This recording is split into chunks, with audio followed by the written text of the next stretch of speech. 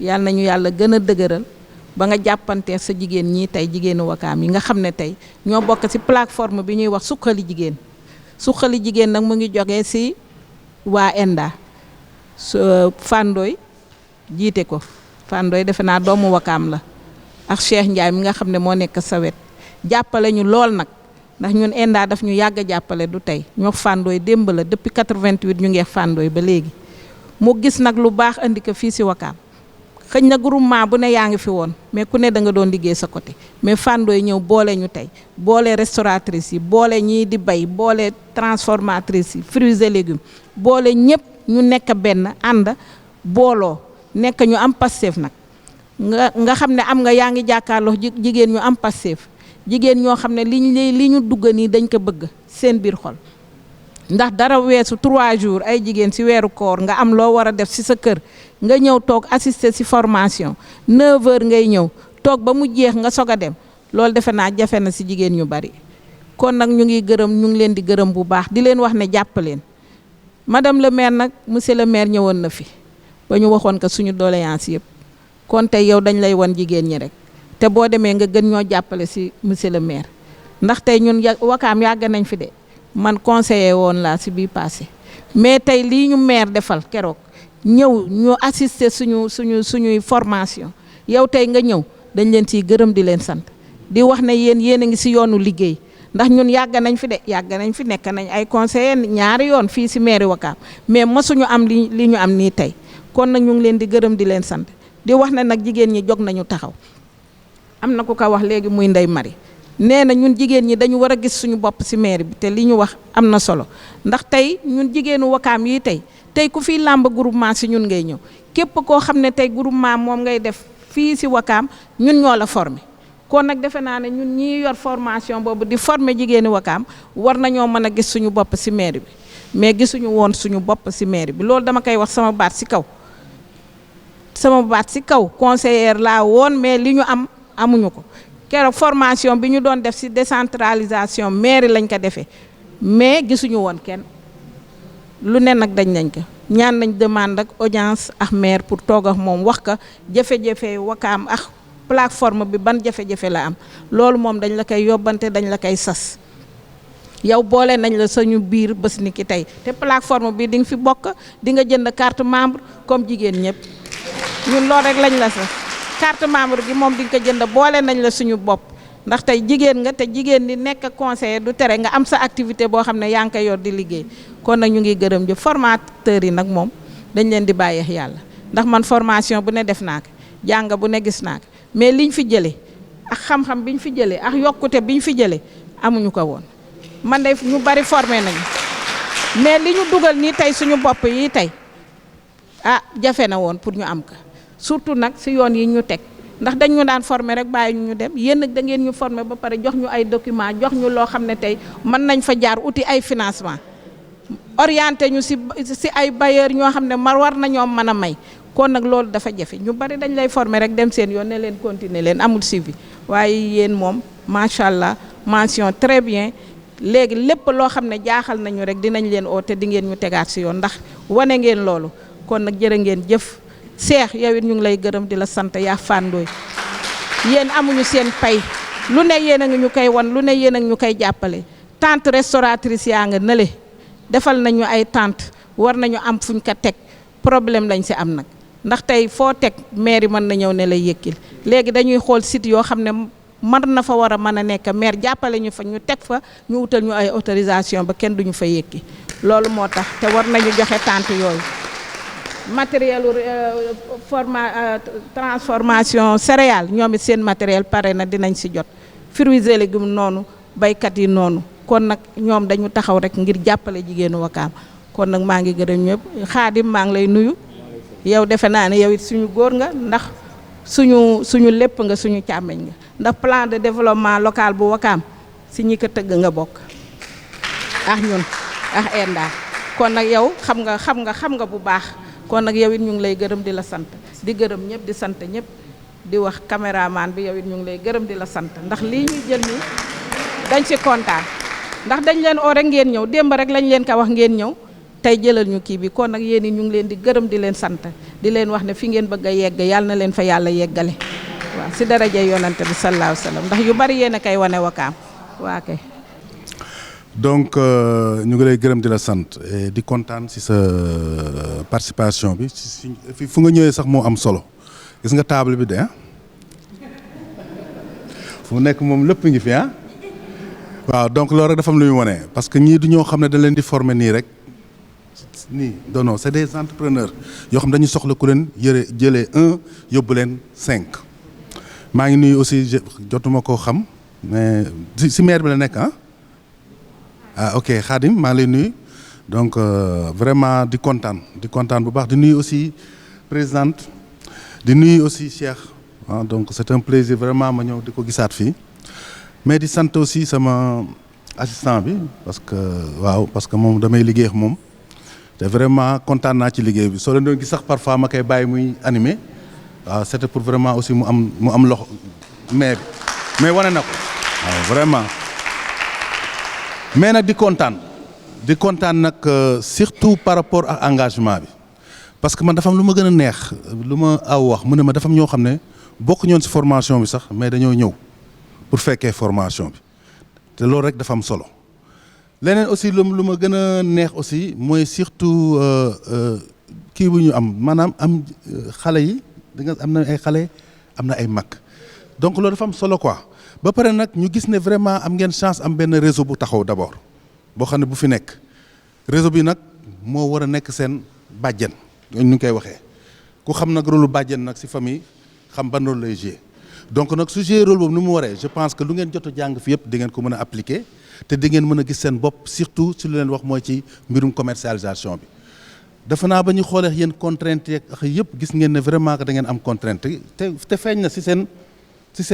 feuille yu ñu gis yu ñu lire gis nañ ne am ngeen ay contraintes mais espérons xaw ma nag loolu nag dañuy ñaan yàlla rek mais peut-être au moins di ngeen mën a lever quelques contraintes soo leen ko lever donc au moins ngeen am ay solutions yu ngeen poser pour mën a am seen place ci commercialisation mais man na pour nag wax dëgg yàlla man na j'y crois parce que gis naa engagement man ba ma ñëwee ba gis d'abord ngeen def ni jékki-jékki produit yi manqué mu jóg dem wuti ko ñëw teg di expliquer produit yi nga xam ne dafa am solo lu ma gën a neexaat aussi c'est par rapport aux idées d'entreprise dama gis ne dañu def un lien avec lu ñu jot a jàng parce que dañ leen tànn leen ñetti idée entreprise mais da nga gis ñuy tànn ay idées yoo xam ne yu am solo yoo xam ne yu ñu comme par exemple mbirum ceebu jën ñu jox benn exemple ñu ñëw ne ceebu jën dañ ciy boole léegi mbaxalu Saalum mais c'est très important parce que dañu nekk ci benn situation boo xam ne il faut que les gens changent leur habitude alimentaire et pour cela nag ñii dañu am rôle bu ñu ci war a jouer moo tax ma ne réseau bi dafa am fu mu nekk ne réseau bi moo am liggéey man dama ne ñii sax mais gis nga fu mu nekk moo tax yëpp maa ngi koy sas réseau bi te lu ñu def sax mooy dañu créer sax benn groupe réseau pour ñu mun a jox ay idées mais xool lañ ñetti idées yu réseau bi génne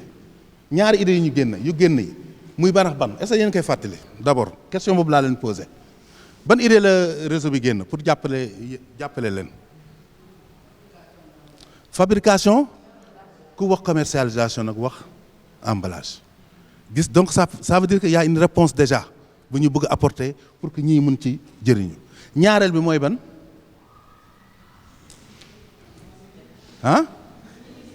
ñuy liggéey exactement nga xam ne ku bëgg a jaay exactement donc ñoom ñu ngi beneen service bu ñu bëgg a rendre aussi aux membres nan la ñu mën a commercialiser et c'est très important parce que loo gis ne individuellement am na loo xam ne daf lay tënk mais boo leen nekkee collectivement dina gën a yomb te su dee réseau bi joué na rôle boobu dina am solo moo tax ñu ñëw ci recommandation yu am solo yoo xam ne ñun gis nañ ko benn bi mooy dañuy wax ne vraiment que yéen da ngeen am seen plateforme bi dans le changement de comportement des habitudes alimentaires pour ñeen il faut que yéen ngeen jouer seen rôle parce que gis ngeen lekk yi dafa lekk yi gis ngeen lu muy def léegi donc yéen il faut ngeen jàppale ñu te léegi les gens sont prêts parce que boo leen xoolee marché bi les gens sont prêts maintenant à consommer ay produits yoo xam ne à haute valeur nutritive foo leen ko def gis ngeen yii yëpp avec une bonne politique une bonne promotion mën na jàll. donc nag loolu dama leen koy sas ñaareel bi boo xam ne beneen kii mooy formalisation bi ñëw na ñaari yoon il faut que ngeen jëm vers la formalisation ñetteel bu génn mooy ñu mën a appliquer yenn concepts yi comme Guèye génn na fi 4C ci côté restauration bi ñun ñu génn 4P ci côté marketing bi ba génne 3P sax ci côté entrepreneuriat bi mais ñett yooyu yëpp da ngeen ko war a maîtriser parce que c'est des approches yoo xam ne boo leen ko miinee rek doo leen am problème ci commercialisation ñeenteel bi compte d'exploitation ñëw nañ ci te loolu xam naa sax dinañ ci waxtaan waa ENDA comme ñu fexe daal ba nga xam ne di ngeen mën a maîtriser compte d'exploitation parce que soo leen ko maîtriser wu rek soo leen di commercialiser da ngeen di am problème donc beneen bi nag mooy formation emballage te je pense que ak production bi donc réseau bi dina ko jël en mais participer aussi ci foire ak salon yi il faut ñu jàppale te boobu nag am ngeen fi léegi maintenant ay seen kii ñu ngi fi ñu leen di représenter au niveau de la mairie mën ngeen négocier ñoom tey mën ngeen sax tey mu am foire Burkina Faso ngeen mën a gis mairie bi waxtaan moom ne ko ñu dañoo bëgg dem foofu peut-être mairie bi si seen caisse mën nañu génn au moins jox leen donc il faut ngeen jëm aussi envers lu leen wax envers l'information fii partenaires yi bëri nañ fi man maa leen ko wax loolu leen mën a am ci financement lu ma leen wax sànq rek moo am boo leen gisee DER ñun ñu ngi accompagner 90 entreprises ñoo ñëpp dañ leen financer wan naa leen liste bi donc ça veut dire que c'est des possibilités bu dul DER kese am na yeneen kuréel yi fa nekk mën nañu financer même boo leen jaaree ci mairie bi mais mën na leen wutal ay partenariats on ne sait jamais même dans le cadre de la coopération décentralisée mais mën nga am possibilité yu bëri leneen bi wax si lu ñuy wax mooy i-Koom-Koom dañ leen di ñaan soo leen inscrire sax mais ngeen di dugg ci biir site bi di xool ci plateforme bi di xool parce que dina leen jëriñ bu bëri juróomeel bi nag waaw ñu ne wax na ne ñu ngeen négocier ak DER ak projet bu ñu naan Promise ak ay ñoom FONGIP yëpp ñu mën leen jàppale ci mbirum financement bi di jeexale nag par lenn rek bëgg naa moom balaa ñu fiy dellusiwaat fii ak 1 mois ñu ne ma vraiment suñu vente yi yokku na quoi man daal loolu rek laay ñaan te yàlla mën nañu ko defaral jërëjëf. donc à travers madame Maïmouna aussi la présidente ñu sant gërëm ñi fi nekk ñëpp di leen wax ne aussi bon am na lu ma déglu ci wax ji donc ci biir wax ji li ma ciy déglu mooy fi mu ne dañ leen doon may jën léegi jàngal nañ leen napp jox nañ leen gaal te jox nañ leen GPS bi leen di wan yoon bi ngeen di jaar donc li ci des yéen la donc fi mu ne lu tardé rek si yéen lay tardé mais jumtukaay yi mu ngi yéen yoon bi xam ngeen ko te yaakaar naa ne aussi doomu mbott kenn du ko jàngal ndox donc te lii dafa nekk loo xam ne dañ leen ci fekk donc renforcement de capacité la pour ñu dolli leen pour ngeen mun a gën a yokk seeni mbir donc ñuy ñaan yàlla na yàlla barkeel lépp si barke weeru koor gi lépp lu fi nekk loo xam ne moom lañ doon sàkkusee te mu doon suñu mébét yàlla na ci yàlla may loo xam ne moo raw suñu njort à part ça di wax Fane Ndoye aussi que ñu ñaanal gën ko ñaanal parce que doomu ñay kenn du ko ñaanal rëy mais nañ ko ñaanal gudd fan ak wér rek parce que bu guddee fan am wér rek dina rëy donc faatu si ñaan yooyu lañ koy ñaanal yàlla nañu yàlla dolli sutura ñun ñëpp sàmmal ñu suñu njaboot defal ñu sutura bi mu doon sutura àdduna ak alaxira te lépp lu ñu teg suñu loxo yàlla na ko yàlla barkeel si barke weeru koor gi allahumma salli ala sayyidina muhammadin wa sallim. Bon, peut-être pour madame le maire man Cheikh Ahmed Tidiane Seye laa tudd ma jiite projet bi ñu naan projet FEJAC ñu naan ko femmes engagées pour le développement de l'autonomie alimentaire des communes cibles projet bi nag ñoo ngi koy woowee ci langue locale bi Suxali Jigéen projet bi ñoo ngi ko initié dans 4 communes donc commune Wakam bi ci la bokk commune Grand Yoff Hann Bel-Air ak Parcelles Assainies projet bi li ko tax a jóg mooy dañu bëgg am autonomie alimentaire mais d'abord au niveau local parce que dañu gis ne actuellement soo xoolee Covid bi rek wane na ko Covid bi ba mu ñëwee dëkk yëpp ku ne tëju lim ñu ci tiré comme premier enseignement mooy il faut que ñu bay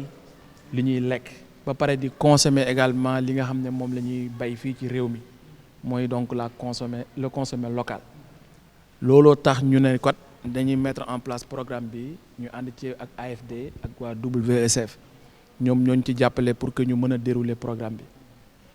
bi nag ñoo ngi ci jàppale plus de 680 femmes donc au total ñu ngi ci jàppale aussi 120 jeunes yooyu dañuy xool identifier à Ouakam ak les autres communes yan jeunes yi nga xam ne ñoo nekk ci dans 2 métiers porteurs def nañ réunion yi ak jeunes yooyu donc jeunes yi identifier nañ métiers yi ñu bëgg pour ñu jàppale leen ci ba ñu defee identification boobu xaaj bi dañu ne ñoom dañu bëgg ku leen jàppale ci wàllum aviculture ñu gunge leen ci formation jox leen petit matériel accompagner leen pour que ñu mën di produire ay poulet de chair donc boobu ci njëkk beneen bi ñoom ñu ne pour gën a xeex mbas mi nañ leen gën a former ci wàllum production de gel ak savonnerie moo tax sànq ma gisee kii bi maa ngi naan ko ñii war nañ bokk ci jeunes yooyu yi nga xam ne war nañ leen intégrer ci ñooñu donc mu nekk 120 jeunes ak 680 femmes yi nag ñenn ñi ñoo ngi ci micro jardinage ñeneen ñi ñoo ngi ci transformation des produits céréaliers ñeneen ñi nekk ci restauration de rue donc soo xoolee maire Nafi mi moom moo jiite plateforme boobu nga xam ne dañu ko créer dans toutes les communes war a def nag donc la plateforme faîtière bi nga xam ne moo war a nekk au niveau donc de Dakar incha allah après Korité dinañ mettre en place plateforme boobu pour gën a mën a accompagner gën a lëkkale waa Ouakam ak waa Hann Bel-Air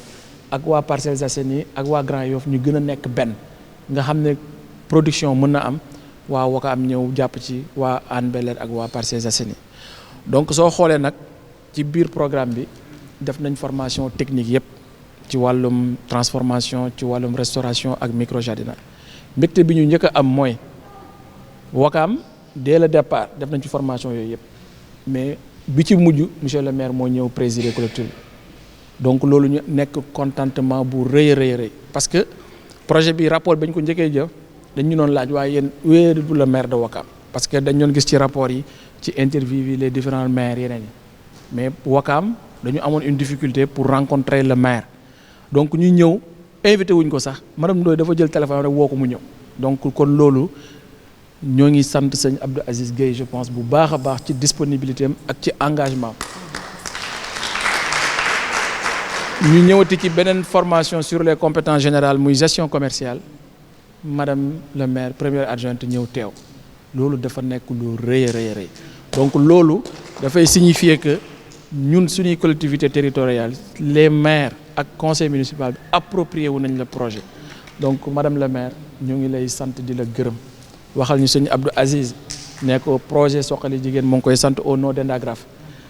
plaidoyer yi nag bari na plateforme yi mettre nañ ko en place toutes les autres communes ñii ñoo ngi joxe ay enveloppe di jàppale seeni plateforme donc waroon na laaj sax trésorier bi ne ko actuellement ñaata moo nekk sa compte ci plateforme yeneen communes ñi ngi ci 5 millions ñi ngi ci 4 millions ñi ngi ci 2 millions te Ouakam ba léegi seeni responsable jàppale guñ leen donc madame la maire dinañ la rencontrer si ànd ak maman may ànd ak ñëpp ñu ñëw seet si leen ngeen jàpp ci plaidoyer bi pour ngeen gën a accompagner davantage plateforme beneen bi aussi mooy sunu micro jardinage yi gis nañ am na ay espaces yi nga xam ne moo ngi biir Ouakam kenn def fa dara bëgg nañu également ñu identifier ko cartographier ko ñëw jébal ko monsieur le maire pour que mu am 2 activités première bi dina mën a contribuer ci aménagement vert beneen bi aussi dina mën a permettre jigéen ñi mën ci def ay activités génératrices de revenus bi ci mujj mooy sunu femme transformatrice yi bëgg nañu aussi projet bi prévoir na jàppale leen ci wàllu matériel mais ndimbal li du doy bëgg nañu aussi monsieur le maire mu dugal ci loxoom gën a accompagner les femmes transformatrices les restauratrices nga xam ne fii seen production yi Ouakam lañ koy njëkk a dugal di ko jaay waa Ouakam te loolu lu mën a nekk la parce que Suxali Jigéen 1 bi nga xam ne moom lañ njëkk a initier plateforme nationale bi moo ngi Malika mais Malika pour vous dire actuellement le maire Talla Gadiaga lépp luy commande céréale bu jëm ci ay hôpital ci ay centre de santé yi wala mu jëm ci école yi femme transformatrice la koy jox ay contrat de 22 millions 50 millions lay jox les femmes transformatrices te loolu lañ bëgg monsieur le maire Abdou Aziz defal ko jigéenu transformatrice te mën na ne donc sans gàttal rek madame le maire maa ngi gërëm également les femmes Suxali Jigéen bu Ouakam parce que ay femmes yu jàmbaar lañ ay femmes yu dynamique lañ yi nga xam ne nangoo liggéey soo xoolee rek ci table bi rek nga gis ne ñii ay femmes yu jàmbaar lañ donc jàppale leen ñu ànd ñun ak Enda Grave Sahel lëkkaloo ak le maire ñu gën leen jàppale su ko defee li ñu bëgg muy autonomie alimentaire ñu mën ko jëmmal biir Wakaam doog koo jëmmal ci biir Sénégal te loolu mën na ne donc ñoo ngi leen di sant di leen gërëm bu baax a baax di gërëm nag le consultant waaw moom dafa nekk nit ku baax ba pare nekk Enda aussi moom Bachir waa Enda la comme ni ma ko waxee ci ouverture bi moom bokk na ci sax ñi ma recruté ba may ñëw Enda en tant que chargé de programme donc kon Bachir ñu am mbégte bu rëy a rëy ñëw ngay weccoog te xam-xam les femmes de Wakaam donc di la ñaanal gudd fan ak wér di ñaan di remercier également Abdou Aziz bu baax a baax a baax Aziz ñu ngi lay sant di la gërëm di gërëm également sëñ Khadim ak maman May di defal nag mention spéciale madame Fatou Ndoye parce que mooy coordonnatrice. ziar di leen baloo ci weeru koor yi ndax weeru yërmande la kon baal nañu yàlla boole baal di beral nuyoo kilifa yi ñu fi fekk mu di sunu yaay moom la ñu tàmbalee nay coon ndax vraiment initiative bi dafa nekk initiative bu am solo di beral nuyoo sunu formateurs yi macha allah ñun fin bi li ñu fekk rek clôture bi moom macha allah am na solo ak itam Mame Cheikh c'est vraiment si collaboration bi di beral nuyoo Khadim ñoom Awa ah ñi fi newul mais itam di surtout sargal sunu jigéen ñi teew vraiment seen mbootaay bi man daf ma bett sax parce que souvent da ngay gis rek benn groupe ñooy boole par exemple transformatrice yi dañuy boole am seen association ñeneen boole mais bii li fi neex mooy mu nekk benn mbootaay boo xam ne ñëpp ñoo daje defe naa ni dafa raar daal association bu raar la suxali jigéen vraiment man de defe naa su ma fi ñëwee si turu maire laa ñëwee ndax mbokk mi sànq rek la may oo fekk dama ne woon beneen formation sax ma ne que lii farata la foog ma bàyyi loolu ñëw fii pour wane ne vraiment ñun jigéen ñi fu ñu leen gis suñu xel day dal parce que daf ñuy wóor ne liggéey waaw ak lii am na ku ko wax sànq ne ñoom ñoo yore kër yi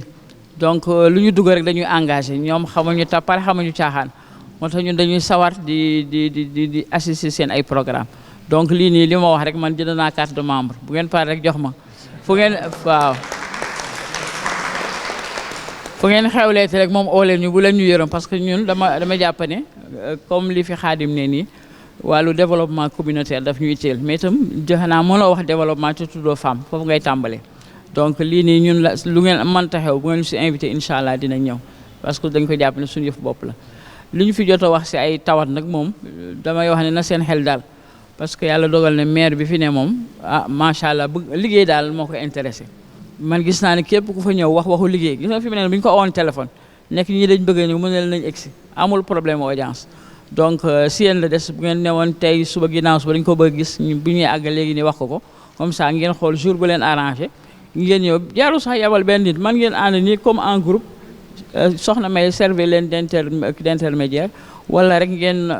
toogaax moom ku ne question réponse ngeen waxtaan parce que dama jàpp ne Wakaam moom boo koy defar am na système boo xam ne boo la nit ñi ñemewul du ñu dem mais foog nga nekk koo xamante ne da nga accessible di waxtaan ak nit ñi parce que ñoom ñoo la fi bàyyi ñoo la fal da nga war a nekk seen jaam donc man li ma wóoru moom loolu moom itteel na ko développement Wakaam itteel na ko mais surtout à travers les femmes te lii xam nga ki tayal toog këram kooku nga dul xam noo koy def mais ki sawar di liggéey di am ay xalaat bëgg a avancer kooku sérieusement kooku neex na jàppale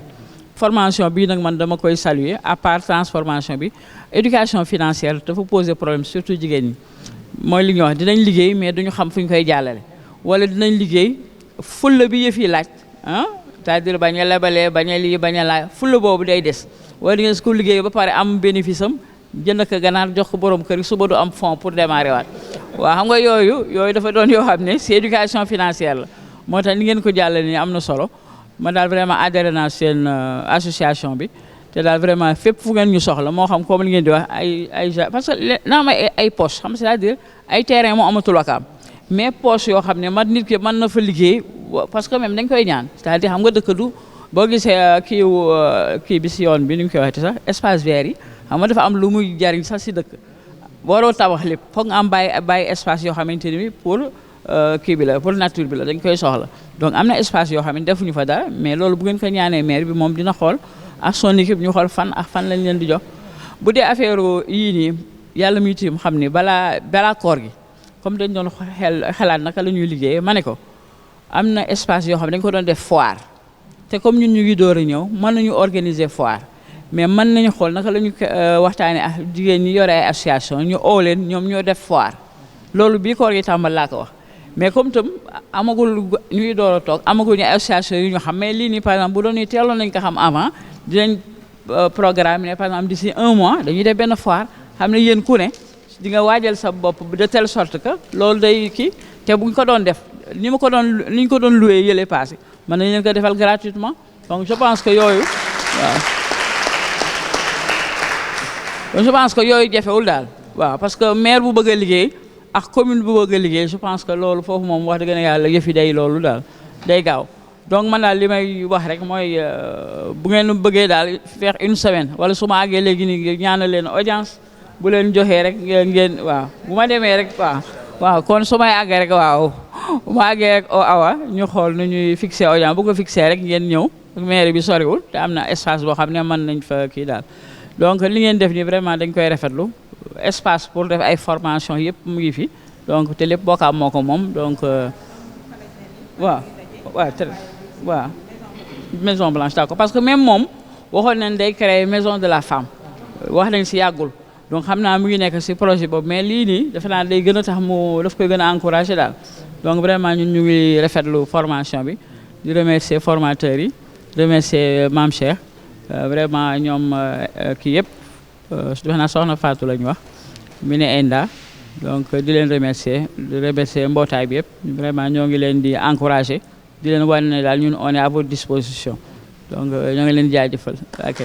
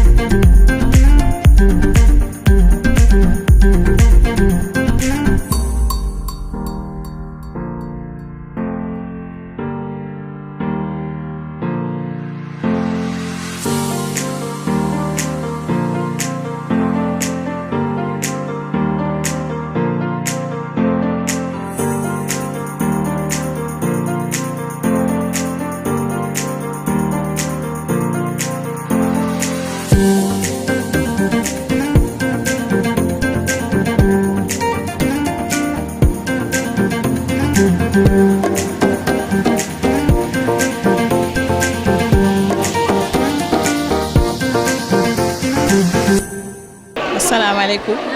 maa ngi tudd Astou Gueye Tine nekk membre ci plateforme territoriale bu Ouakam formation bi nag la ñu fi motiver bëri na trop parce que ñun njëkkoon nañu def formation céréale mais gis nañ ne bi ñu defee formation céréale dañoo toog parce que nit ki boo ko defalee formation te jàngaloo ko nu muy liggéeyee day toog du exercer mais gis nañ ne formation bi vraiment am na importance tellement ba nga xamante ne parce que jigéen nga jàngal ko nu muy utee xaalis neex na mais gérer sa xaalis dara daaxu ko gérer sa xaalis jàngal nañu lañ mooy entrepreneuriat jàngal nañu lañ la ñuy parce que tamit nit boo defee sa produit ba pare war nga am méthode war nga am pexe pour nga jaay ko loolu yëpp jàngal nañu ko mun naa ne daal tey def nañu ñun ay diplômés renommés ñun waa ni ñu koy waxee étudiants yi yóbbu ñu dara tubaab fakkaale macha allah ñun dañuy sant di gërëm di ñaanal waa ENDA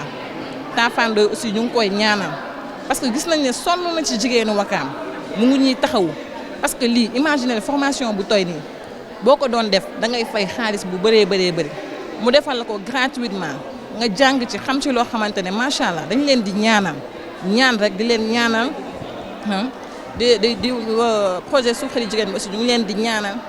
ñaanal ñëpp ñi bokk ci plateforme bi di ñaanal aussi Awa mi suñu animatrice xale bu am yar xale bu am dynamique xale bu gëm boppam Awa macha allah liñ la waxoon fii rek lañ lay waxaat jàppale dina baax ñu ngi lay ñaanal yàlla yokk xéewal yi yokk man gi may la jëkkër bu baax loolu lañ lay ñaanal yokk grade yi au niveau de ENDA merci beaucoup merci jërëjëf. kontaan ci formation bi rek di gërëm taa Fandoy kenn mënu ko fay di gërëm Awa mi tamit kontaan nañ trop suñ formateur itam macha allah li ñu woon man formation bi defoon naa ko mais maa ngi gën a comprendre formation bi kontaan nañ si ñii trop mënuñ leen fay.